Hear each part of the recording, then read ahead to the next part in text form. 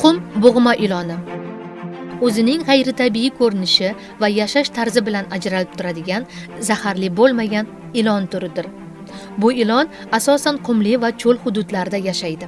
O'zbekiston hududida uni quyidagi joylarda uchratish mumkin: Ustyurt platosi va Qizilqum cho'lida, Qoraqalpog'iston Respublikasining cho'l hududlarida, shuningdek Xorazm va Zarafshon vodiysining ayrim qismlarida tarqalgan.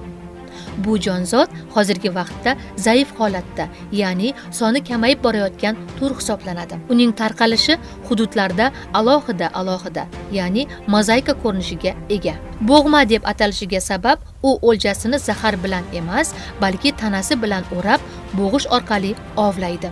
U qum ichiga juda tez kirib keta oladi va ko'pincha qum ostida yashirinib, faqat ko'zlarini chiqarib, o'ljasini poylab yotadi. Tanasi yo'g'on, dumi qisqa va uchi tumtoq bo'ladi.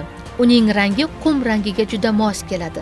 Bu esa dushmanlaridan himoyalanishiga yordam beradi. Bilasizmi? Qum bo'g'ma iloni inson uchun xavfli emas. Chunki uning zahri yo'q.